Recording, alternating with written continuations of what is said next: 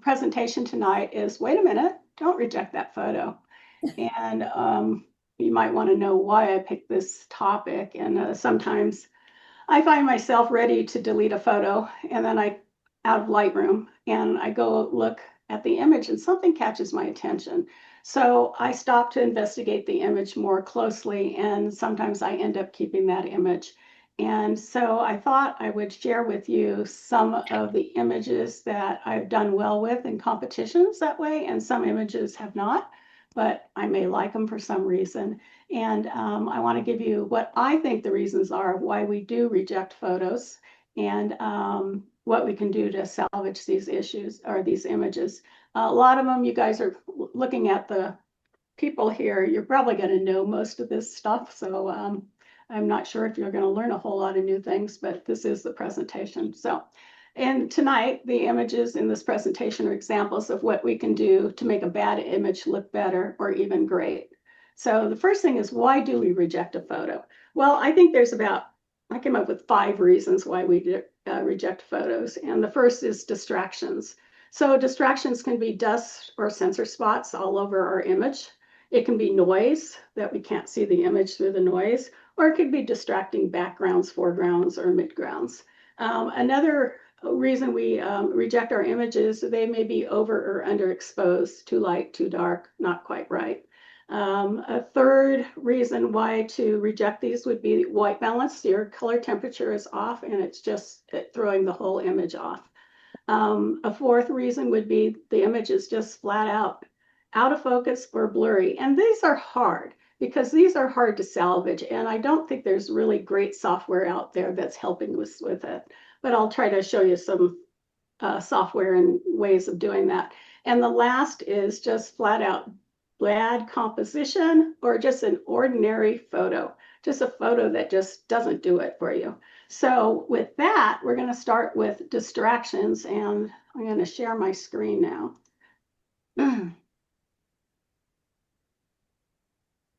Okay, can everybody see my screen? Yep. Yes. Okay, so let's take a look at dust spots. So here's an image of some vultures somewhere in Africa. And I'm not sure if you can see a lot of them, but you can see there's some dust spots that are running around in this image. And so how do we fix that? Well, we can go into the development tool. And then the first thing I usually do is I really want to see my dust spots. And you can go directly into your removal tool. But what I find helpful is to actually go to dehaze, which is somewhere in here. We're in sharpening. Hang on just a second. And I will just crank up my dehaze, because with that, you can start seeing that a lot more spots are coming out. And what that does when you get into this, you go into your removal tools, and you click on this visualize the spots. You get to see a lot more of the spots that are in the image than you would if you didn't put the dehaze on. And I think that's because the more similar the colors are to the black and white, the less they're going to be picked up. So that's kind of the way that I do something like that. And you can use your tool of choice, the clone tool, the healing tool, or the just a detect objects tool. And then you just want to go through and you just start clicking. Yeah, there we go. And as you know, because you're all experts, well, maybe you don't have dirty sensors, so you might not be experts at this, but pretty much all you're going to do is click through these, and that should lead to, when you're done, just hit remove. And I, of course, didn't do all of them here, just a sample to show you. So that you get back here, and then what you can do is you can just put your dehaze back to where it was, and then you can start working on your image from here. And so at the end of the day, what you probably would get, hopefully, is an image.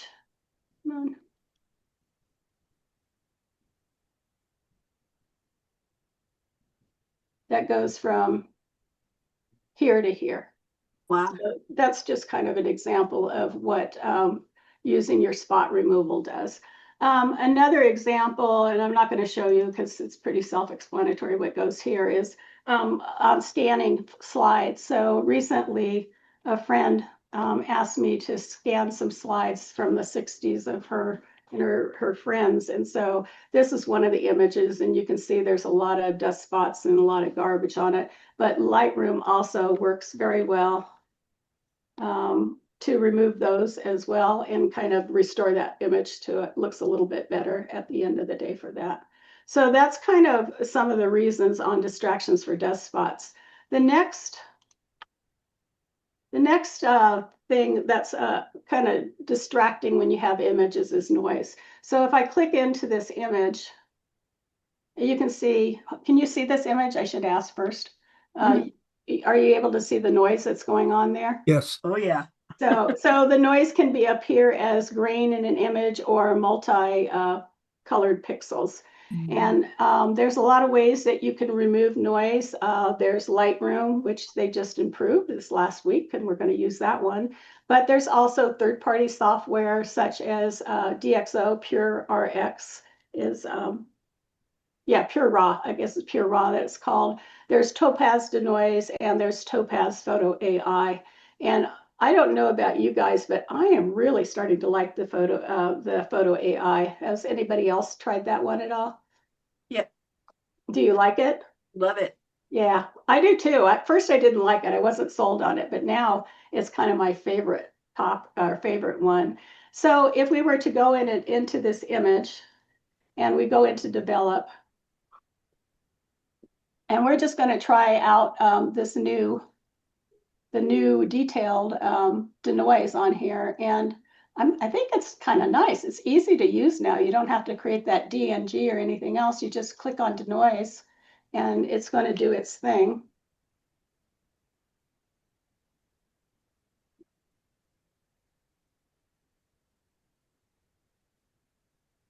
And from there, we should get an image that has less noise in it.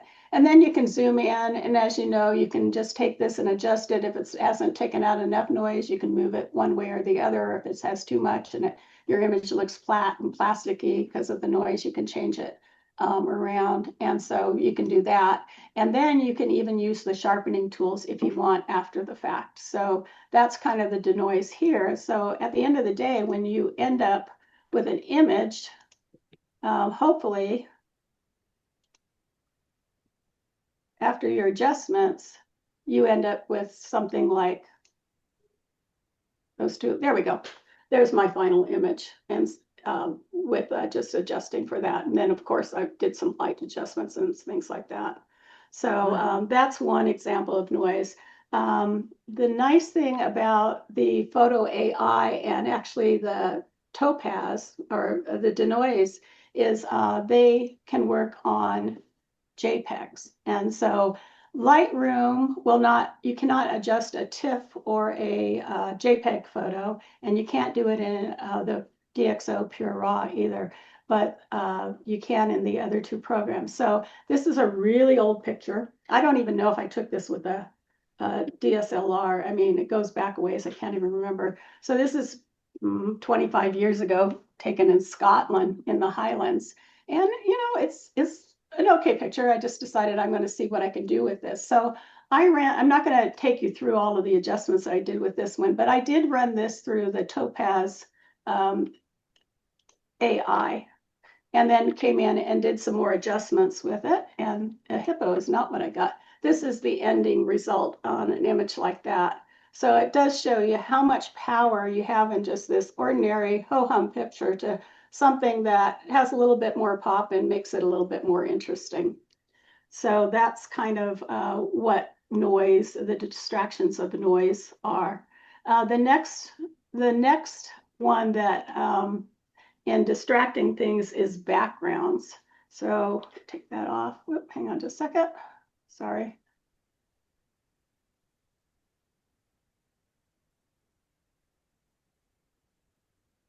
So here's a background.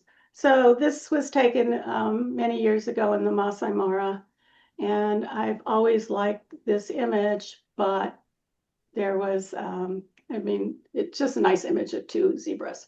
But we have all these distracting things in the background called other zebras. So the question is, can we remove something like that and try to improve this image? And I'm going to show you the end result that I did many years ago, which was this. And so I turned it into like almost a sepia, and took out all of the zebras in the background by the by the cloning tool, because there wasn't any removal tools except for cloning when I did this. So I excruciatingly took this. It took hours to do, but I took those zebras out and then kind of made it into this image, which compared to this, I think was a much nicer result. So today, roll forward, we don't have to do that. As long as you're not competing, because you don't want to add artifacts from the cloud into your image, you can do this a lot faster. So we're going to just try this, and this should be done in a matter of 30 seconds or something. We can go into your removal tool again, and let's turn that off. You don't need to see all this. And we're going to turn on the generative AI. And so what we're going to do is we're just going to grab one of these. And I do know I am not a Photoshop user. Nancy, I think you are, aren't you? Yeah, mostly Lightroom, but yeah, I do. Yeah. From what I've heard from people, it's so much easier to remove things in Photoshop. And I think one of these days I'm just going to have to learn how to use it so I can get more power out of this sort of thing. So I'm just going to erase this because I don't want that piece in there. And then I'm just going to hit the remove. And it's going to hopefully remove that zebra from my background. Yeah, and then as you probably know, you have 3 variations that you can pick from, and then just figure out which one you like the best. So I think I like 2. So then I would just pick that one. Then we could go here, like this, and we're going to get rid of this guy back there.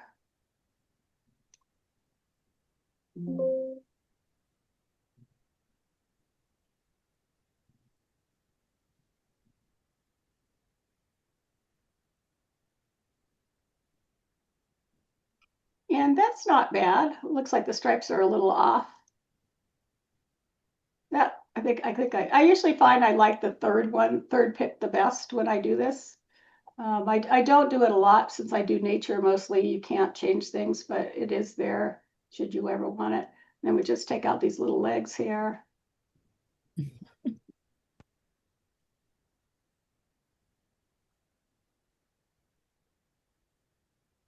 So as you can see, this is much faster than having to use just that old clone tool and actually remove things that way. And then if I were more inclined and I had more time, I'd go in and do that. But at the end of the day, you have this nice photo that you didn't have to do much work with, and then you could just go ahead and do all your adjustments that way. So that's kind of how the generative tool looks like. Another distracting background is this next image that I'm going to show you, which is up the street from me about 5 miles.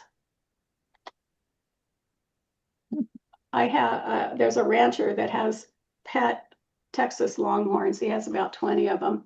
And so I go out there occasionally and take images or pictures of them, hoping to get that great image. And I really like this guy, but there's a lot of distractions going on in this one too. So what's another way of getting rid of your backgrounds is, or to try to take care of the backgrounds, is just get rid of it flat out. So I'm going to show you what I did, and then we can go back and see quickly how we can achieve the same thing. So the first one is I just totally blacked out the background, and come on. And nothing happens. There we go. And then I took out the whole background, and then I added back in the foreground so that the cow did not look like it was just floating on air. And another one I did, I don't know which one I like better. Maybe you can tell me, as I did this black and white one as well. And compare the two. Yeah, so I got kind of those results playing around with just removing the background, and it focuses you more, definitely more on the animal that you have. So to do that, we're going to just take this guy and we're going to go in and we're just going to mask it. It's very easy, very simple. Doesn't take a lot of time. It's usually all the developing you do afterwards. But we're going to go into, seems to be I have a little lag here. Or maybe I don't have this open. There we go. Good. So we'll just go into masking. And from masking, what we're going to do is we're going to use, I always call this my favorite one. It's objects. I love objects. I find it works better than sky. I find it works better than subjects. And so I just take it and I always use a rectangle. And I'm just going to do a rectangle right around this animal.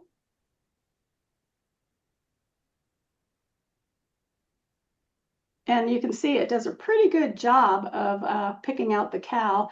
And then I'm just going to add a brush here to pick up what it forgot.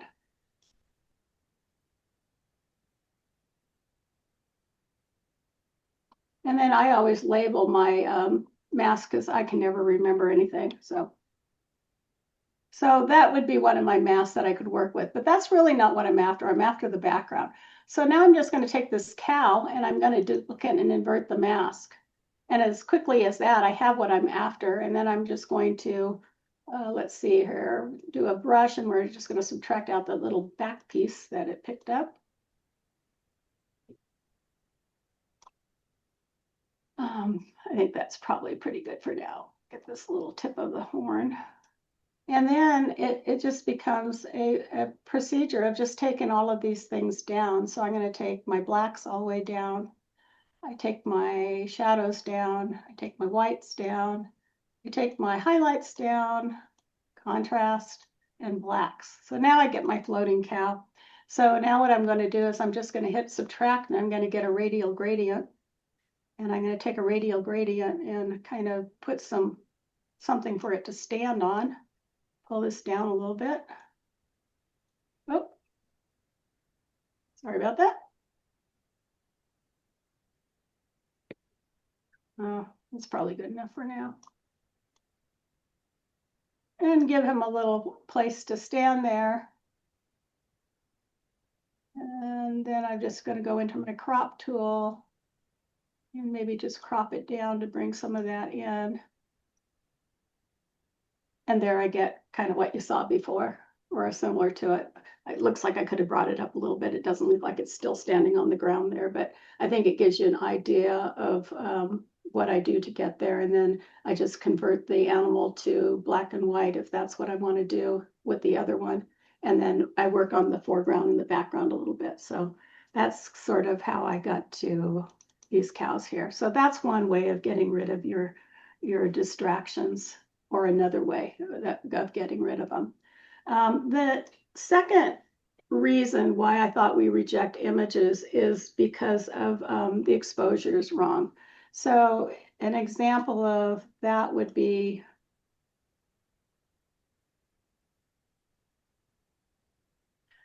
this image. So this was taken at a mosque in Istanbul, again, many years ago, and this is a JPEG file. So it's, yeah, you just say it's too dark and what am I going to do with it? Well, just through a little bit of adjustments, you can bring it up to something that looks like this. And you get to see what you're looking at. And the basic ones that we did with this is it's fairly simple. So I'm going to go in here. And again, this is a JPEG image, so I can't do anything in Lightroom as far as removing the noise, which is usually one of the first things I do. So I tend to remove noise before I ever do anything else, because once you start adjusting your image, the more you adjust it, the more chances are that you'll introduce artifacts into there, and then you're stuck with them when you go into the denoise feature. So I try to do noise as early as possible in my procedures. So we're just going to quickly take this, and I'm just going to edit this in denoise here. I'd put it in Photo AI, but that's a little bit longer process, so it's easier for these examples to just do this. And where is it? Oh, here we go. All right, and my favorite, now I can see everybody. Everybody just popped up. My favorite, I don't know if you got what you guys do in when you use denoise, but I love low light. I use it for daytime, I use it for nighttime, I use it basically all the time. I like it much better than standard, and I like the results. When you compare the two, standard just tends to sharpen it a little bit more, but it also applies a little bit more noise. We could do this one if you wanted. You can see that's going to apply. Yeah. We're not seeing an image. At least I'm not. I don't know if anybody else. Oh, is. really? No, I'm not either. I'm Oh, seeing no photos nothing. selected. Gray screen. I wonder why it paused it. Oh, I see why. Because I went out of Lightroom. Hang on. Let me stop sharing. I didn't think of that. Share. We'll have to do this again when it goes back into it. Okay, now can you see it? Yes. Yep. Okay. So what I was talking about in this image is when you hit standard, and I'm not sure what everybody's favorite is, it tends to remove more noise, and it also tends to sharpen it a little bit more. Where when you use low light, it will bring down the noise. It recovers more details. It takes a color noise reduction, and it enhances the sharpness a little bit less. And I personally, having played with all these different programs, just really like that a lot. So, and you can also change these as you want. Since this is a really dark image, we don't know what's going on, so we'll just leave it here. So I'm going to apply this. I'm going to stop the share, bring us back, and then I'm going to do the share again. And we're going to go into Lightroom.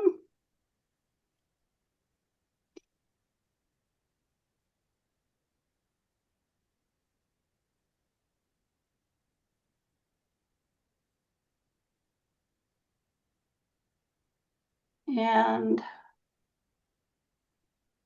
that's not the right one. Here we go. So this is the one that we just did in Topaz denoise. And what I tend to do, I always like to know where my photos have come and kind of what I've done. So I actually will go in and rename this. So I just will go in and I'll just rename it denoise, and it keeps, if you look down here, you can see it keeps your original file number, but it adds the denoise at the end. So I kind of know where that came from. And so I can do photo AI, or sometimes if I'm running it to multiple programs, I'll just kind of keep saying and this so that I know. And I don't know, what do you guys do? Does it matter to you where it came from, or? If it's a TIFF, I know where it came from. Oh, because you only use one program. Yeah, because I only use Topaz. Yeah. Yeah. I'll append what it is to the title like that, and I might have written, TLPAI or something if I wanted to be sure I knew where it came from. But yeah, I'll append it. I get long titles. Because I experiment so much with mine, Gary, I used to know if it was an enhanced one, I would leave it. But for the rest of them, I'm just like, I have no idea where this came from. And sometimes when I look at an old image or I screw up and I lose it, I kind of want to know what I did. And so it's helpful to just have those edits in there so I can go back and try to recreate it that way. So that's kind of my reasoning behind that. So here we are now. We're in that. Oop, wrong one again. We are in the right one now. So we're in a denoise file. And so now we can just go in and we can just, sorry, I'm a little lost here. So we can all see Lightroom now, right? Yes. And so now what I tend to do is, I don't know if any of you have tried this, but this is great. Have any of you used, I lost it. Let's go back one. I shouldn't have done that. We're going to go back to this one for a second. So have any of you used the adaptive color? I love what it does. So it's going to take, and there you go, just that easily. It does a really, really nice job of the adaptive color that you really don't have to make a whole lot of adjustments after it's done. In this case, I might want to change my white balance. And for now, I'm just going to use my auto white balance. And so it'll change it. And then from there, I may go in and make a few more edits, sharpen it or something like that. But I really, really like how the results you get from the adaptive color. I think it's taken and made everything a lot more simpler since that has started. So I've never another, even seen it. I'm sorry? I said, I've never even seen it. No. Okay. So I think I look need in your to update profile. Lightroom. Yeah, it came out maybe 3 months ago, 2 or 3 months ago. Mm. And if you just look in your profiles, the standard ones are here. And then they added I think a monochrome. And yeah, they added an adaptive black and white, and they added the adaptive color. And the only thing that you cannot do, or they don't want you to do, is if I used adaptive color and then I went up here and I said, I want to use auto, it's going to give you a message and it says, to get best results, don't combine the two together. Mhm. So you could do one or the other, but the results for this, I don't know what I just did. Oh, I hit that auto. So you can see what happened when I did that. If we change the adaptive color to the just Adobe color, it didn't do much at all. So that's kind of the power of this new one that they just added. Another question?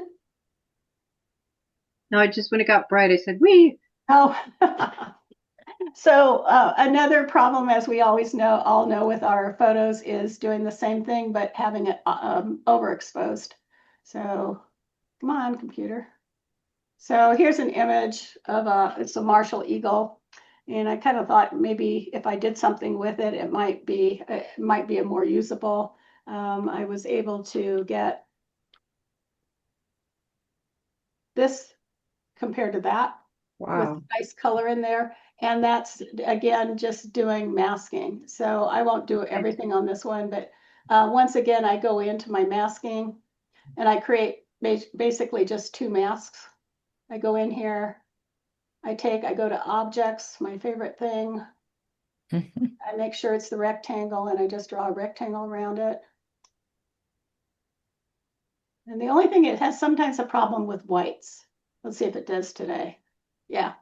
So in this case, I would just have to go in and add, or I could go back and see if I did choose subject, if subject would work better.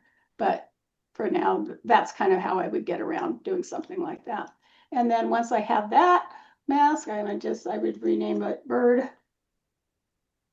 And then I just go back and I'd invert that bird mask and duplicate it. And I'd get my background and then I just relabel that background.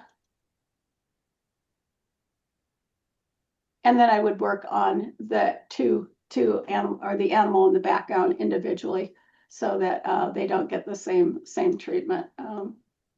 You can see, there we go. Just doing that simple thing just brought the background so much better, so that if we compare the two on the original versus this, just those simple fixes. Wow, that's a lot, I'd say. And I didn't really do anything. So anyway, that's kind of the example there. The third example, this one took a little bit longer to do, so I'm just going to show you and do the suggestion on this one. And that is just take your picture and make it darker, make it more dramatic. So in this case, this was on a couple of years ago. Sorry, it seems to be I have a lag. Maybe it's because of the Zoom. Oh, excuse me just a second. It's not that, I just deleted something.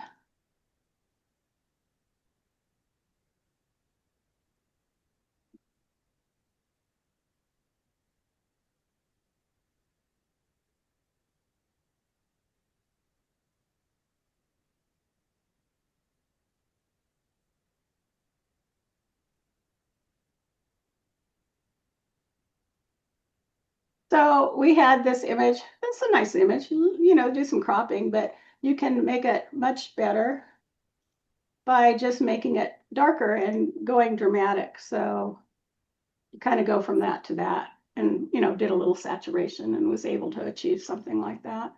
So that's kind of another suggestion. So the third thing why I think that we get wrong colors is our color balance. The color balance is just off. Don't even ask me what my settings were. I obviously did not know what I was doing when I was taking this picture of what I thought was a gorgeous ceiling. So I got something like that, where if I do just a couple simple steps, I can get something as dramatic as that and restore all of my my image back to what it should be. So to do that, you can do it one of three simple ways. If we go into the develop mode here, and I'm forever changing my white balance. I'm not sure what everybody else does, but I just seem to always like it. I can just use what they suggest. So I can just hit auto, and you can see from here, it did a pretty good job of bringing back those colors just by using an auto white balance.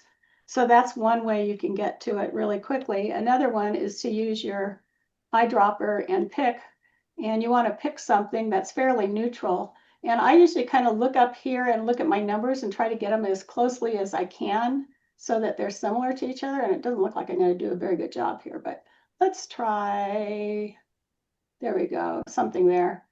And again, we brighten it up.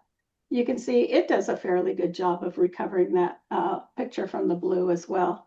And then the last way of doing it is just, when in doubt, just do it manually. Usually I find that everything needs a little bit of more just that. I'm never really sure where to go on that one, but I like the gold coming out here. And if we do that, then our image, well, not a very good job with that one. There we go. There's the red. So you can do it manually, but that's, you know, depending on how good your eyes are and what you like there. I like playing around with the white balance, as you're going to see later on in this presentation. I just can't stop it, just doing a right color balance. But that's kind of one suggestion on it. Another example of doing a color balance is taking this image here. So this is doing some steel wool photography in a tunnel, and it's way too orange, and it should be at the end of the day kind of more like that's more true to the light color. And that's, again, is just a really, really simple fix. So we're going to go into here, an image, and we're going to go to develop again, and we're going to just go to our white balance. And I'm just going to use the eyedropper, and I'm just going to go to where that is so orange, and I'm just going to click on there, and one click, look at that. It's just pretty true to what we had before, and that's as easy as it gets for changing your white balance. And I think the image looks much better by doing that as well. So that's kind of the third thing that I think that can go wrong when you're kind of looking at pictures and saying, is it a good picture or should I get rid of it? The fourth that I talked about as far as what I think are images and why we reject them is the images out of focus or blurry. This is a difficult one. This is one that if anybody can conquer it, and let me know, because I have not figured out a way of doing it. So one way I have found is taking an image such as this man here. So this was taken in Namibia many years ago, and I liked it, but busy background, he's not quite in focus. There's a lot of stuff going on with that. So I have found on a lot of images, if you convert them to black and white, it somehow takes away some of those sins of things not being in focus. And I'm not sure why, maybe one of you guys all know, but I've just used it a lot and it seems to work, but I don't know the reasons why. But I did that with this image and converted it into this here, and that takes away a lot from what you can see. And it zeroed in more on what you wanted to focus on anyway, which was the gentleman smoking his cigarette. So just a quick sample of doing that with this is I would have gone into here. I would have cropped it down. And I think I changed it to a square or a portrait. And move that probably about here. Want to get him with his cigarette in hand. So that's probably similar to what I did at that point in time. And then I cropped that. And then what I did is I went and I can adjust the clarity. So in addition to turning things into monochrome to help, adjusting your clarity will help with sharpness when things aren't quite in focus. And the reason why is clarity adjusts the midtones in an image, and it just makes it look like they have sharper edges. So you can just go into your clarity adjustment here and well, let's see, let me take it up. You can see he's already looking sharper if we go all the way to the extremes just by changing that clarity. It sort of does. So you might want to, just adjust a smidge. We don't want to overdo it. So we can take it there, and then I should say with most of these images, I always denoise my images, but for sake of time and such tonight, I'm not doing that. But I tend to run through something if I really want it. I'm going to run it through denoise and sharpen it that way. And then what I would do is I would turn this and I would just convert it to a black and white. And I might go in here or use Solar Effects or something like that, and just go in and pick a filter that I might like. And then I might adjust it up here a little bit. See what I get, what I like, and then just close it. And then as simple as that, then you can adjust it from there. So that's kind of one way of making things look sharper without them really being sharper, is doing those adjustments in clarity and then turning it into a monochrome. A second way of doing blurry images or not quite in focus images is through software. So Photo AI is a good example. You can take this. I'm just going to show you a comparison on these two because it's easier to do this way. You can take and you can run it through a software program, and there we go. You can see just by running it through Photo AI, you manage to achieve the appearance that it's a little bit more in focus. So that's pretty simple to do. Can't take credit for any of these things, actually. We'll go back here. So we'll do that with this little kitty cat. And we're just going to go, we're going to just edit, and you just edit it in Photo AI, which is somewhere here. In this case, I'm just going to go ahead and do the adjustments, which are usually not much. As I said, I try to do the outside third-party stuff I will do early on. It's still on the okay, yeah, gentleman. That's right. Thank you for reminding me. Stop the share. That's something I didn't plan on when I did this, is that it goes in and out. I'm sure there must be a way of getting it back to normal. So here we go. Now we're back to our kitty cats. Can you see them? And in Photo AI, what you can do is you can hit this autopilot and it will give you suggestions as to what to do. We'll hit this, but I'm not going to go with their suggestions except for this one here. So they already suggested that I sharpen the image, and then you can go in and you can do further adjustments on it if you don't like what they have picked. So in this case, it's okay, but let's see here. I'm not seeing what I want. So it mustn't be that. Let's choose something else.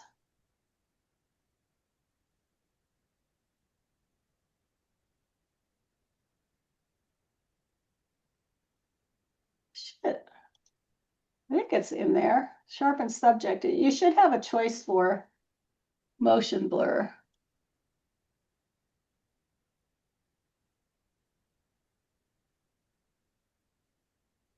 Oh. Oh, well, I can't find it today.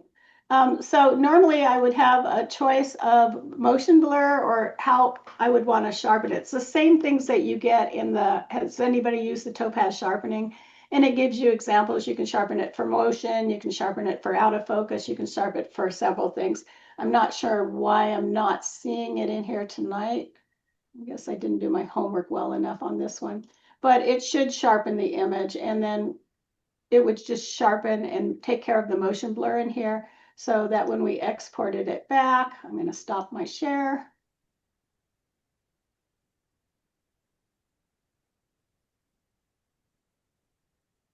everybody disappeared. Still here.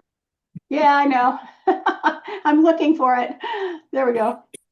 So basically we would, if it had worked where my motion blur was, we would have got an image like this, which I showed you before, which it's an okay job. I can't say I would ever want to use this to print an image or anything, but the software is only going to get better and better at the end of the day.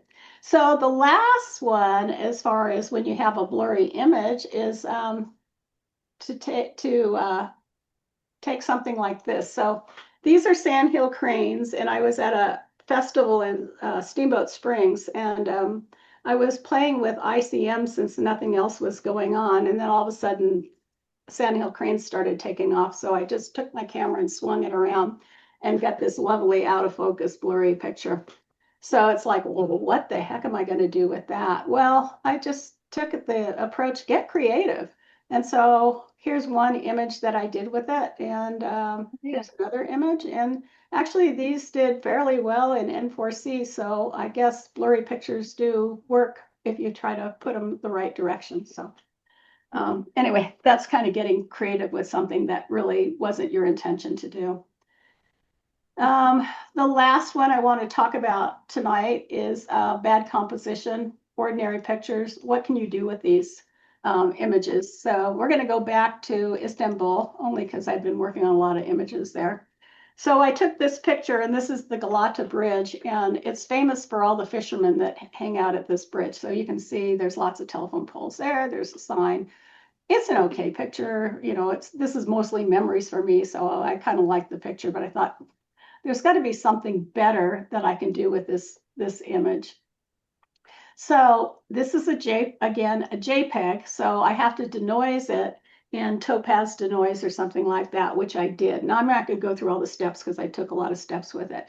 But after I denoised it and cropped it and just tried to refocus the image, took things out, I ended up with an image like this, which I think, hopefully you guys agree, is a much better image than where we started from. And again, I like it. It's a JPEG image, and you were able to do all this with it. So I'm happy with something like that. My sky is still a little purple though, but that's kind of one thing that you can do with it is just do, you know, take a JPEG image and play around with it and see what you get. Those old images that we go back to, they all look kind of like terrible. So it's a way to see if you had something that you really liked, what does today's software do, Lightroom do for your image? Here's another image. So this is another image, and say, what can you do? It's, you know, it's a bank. I really took the picture of the door. I really like the door, but it's nothing special. But I was just like, what can I do with that door? So once again, I just decided, let's play around with this and try to get more creative, and ended up changing it into this image here. And this was just done with cropping. I don't know if you want me to show it to you, but basically all I did was change the direction. So I made it a landscape image instead of a portrait. And I played around with the temperatures, and just through the temperature and saturation was able to get something of this gold color that I thought was kind of fun. So that's another thing you can do. Here's another example of changing the color. We have this ordinary cactus, yucca actually, that I was playing around with, but it's just what it is. It's just a yucca. I mean, it's that color. It's nothing special. But go in and play with this. And I ended up with something like this through the color grading, which I think is much better if you compared it to this guy. This becomes a much more stunning image. It makes you look at it and say, wow, I didn't see that all in the other image. And then if you want to play with it a little bit more, then we go here and we can get something like this, which I then introduced colors with and played with it that way. So another example of taking a humdrum so-so image and try to turn it into something that's a little bit better than humdrum. Another one, this is an example of you don't like the image, or it's an okay image, or in this case, I do like the image. This is taken in Sacramento under the YOLO bypass.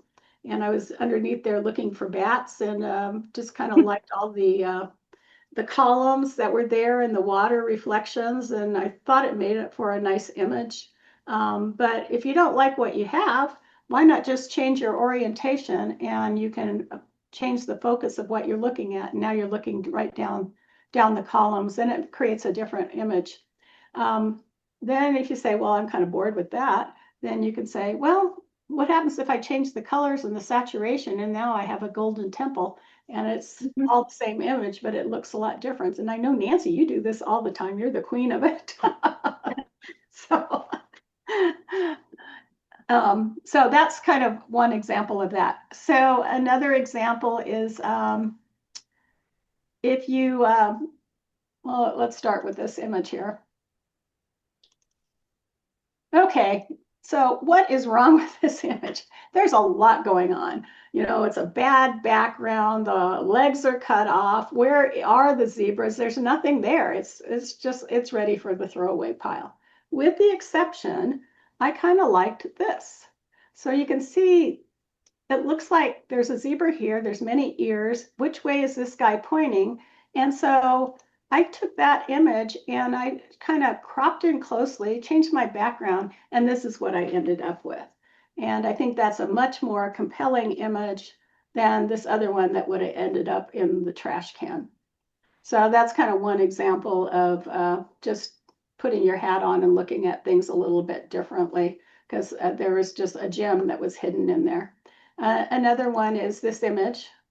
So this is in Namibia, and we stopped. I was on a safari, and we stopped to watch these black-faced monkeys that were playing around in a tree. And, you know, I caught this image, and yeah, it's the same thing. It's okay. You know, the monkey in the back is out of focus. There's nothing special about this image. It was something I was going to throw in the trash and get rid of. I had marked it for delete out of everything. But then this caught my eyes, the reflection in the eyes. And it was like, wow, maybe there's something there after all. So what I did is I cropped it into a portrait and came up with this image. And I entered this into a competition, and I was shortlisted for Wildlife Photographer of the Year for this image. And so I thought, wow, that was pretty good. Good thing I didn't delete that file. And then just take a little further, then I cleaned up the image, and this was framed, and it's hanging in a friend of mine's house. So that's why I say, you know, look at those pictures closely before you delete them all. Just a couple more that I want to show. I'm not going to really take you through anything. Is once again lighting. I like this image. It's a pretty bird, but the light was all bad, and so through denoising it and then brightening up, I got this image instead. So same foggy day, but just a little bit better. Another image here. What's wrong with this image? Everything. Again, we're looking at bushes, half animals, half legs. Nothing is really there. It's nothing to drive you at. But I like this guy right here. I like this little buffalo in the front, and I wondered if I could do something better with that. And so I did. And then this is the image that I got. And that one's entered into the PSA competition this year. So I'm happy with that. And that came from, I think, for Santa Rosa too. I think that's one that's Santa Rosa. But that's where we started, and this is kind of how we ended. And I turned it into that sepia color because I like that a lot. And then the last image of tonight is this image. So once again, we got an overexposed, the background with a bunch of zebras in it. But I like this image overall because I think probably I'm partial to it because of the story and such. But this was a pride of lions that had taken down a cow, which is a no-no in the Masai Mara. And this female just did not want to give this up. This was hers, and she was dragging it everywhere. There wasn't another lion to be found because they were all off in the bushes sleeping. And she just loved this thing. I mean, we watched for a half an hour dragging it around. She never ate it. She just dragged it around. So that's kind of my starting point on this one. This one is still a work in progress and probably will because I can't quite get it where it is. But this is the image as it stands today. I'm still not sure what I want to do with it, or do I start over? But that's kind of another image that taken overexposed and making this kind of really overexposed in some ways. And blacks, I've been just playing around with this thing for years. So that is my presentation. Let me stop the share here. Do I have any questions or anything? No, thank you. It's very good. Yeah, thank Yeah, you. Very learned good. so much. I learned all Excellent. kinds of stuff. Oh, Yeah. that's what I want to hear. Yeah. Oh my That's gosh. great. Yeah, I've got an idea for a program before and after. that's, I guess, what this kind of is, isn't it? Oh, that's awesome. Yeah. Yeah, well, thank you for being here. Oh, thank you for sharing. Putting Yeah. it together. It's Really really, glad I really was. Absolutely very wonderful. good. Very Great, well, good. thank you very much. Inspiring. Thanks. There should be some anointing of the master's candidate to masters, huh? Oh, now I'm official masters? Oh, you guys have to vote on it. Official. What happens is the vice president, and I have been See? providing that role as temporarily for you because you can't do it for yourself. Yeah, What it does is it goes to the advancement committee, of which, many are here and they Right. vote. And that you've gone through The gauntlet. doing the Gauntlet. service, All the hoops. won the contests, and you've done the presentation. And so, and over two years, over a 4-year period. And I would did a presentation of 45 minutes or so, Oh, that's good. or we used to say 45 minutes exactly, and people wanted to always go over. So we'd say 45 minutes or over. You've done that. You've done beautifully. You followed what you said you were going to do, and you entertained us greatly, and we learned a lot. And the idea thank is to teach. And I believe we've all picked up many Yep. things. Yeah. Definitely. I can't, I won't hold a vote here right now. I would say that, I think we We've have to got let my Ann vote. watch. and yes, well, Well, I do have to give credit to Nancy Yeah. because when we were talking about this back and forth, I was just like, I have nothing to talk about. What do I have? And she's throwing all these things out, and I finally just came up with, well, I have a lot of bad photos. See what I can do with them. Yeah, exactly. So anyway, thank you very much. Makes us want to take another look. Yeah. Yeah. I did And I put a think PowerPoint together. If anybody wants it, I can throw the PowerPoint out. I don't think we need it in this day and age, but I have a PowerPoint with kind of the images in it and saying what was done. and this will be on our YouTube for people to be able to see. And I Okay. believe it's actually the end of the year is when the advancements are all done. So the official one is then, and the nice thing about our club is that you are now masters in all the categories I know. and forever. You go Well, away. that's good and and come bad back because in to other us. categories you have to compete with everybody. You go away and come back another year, years ahead, and you'll still be a masters in our club. Well, given that we're Still here. Yeah, exactly. Well, thanks. Who should I send the PowerPoint to? I'll shrink it down in size so it's I'll send it to whoever has a PDF so it's easier rather than the PowerPoint. Send it to me. Okay, I do can that. take it and send it to Ann I'll just too. send it to the rules committee. How about that? Rules committee, the master committee. no, it would go to the This was program the committee Advancement. or committee. advancement committee. Yeah, that's what it was. Okay. Okay. All right. Well, thank you very much. Yeah. Thank Thank you. you. Oh, thank Good night. you. Yeah. Bye. Take care, all. Huh. Bye-bye. Bye. Bye-bye.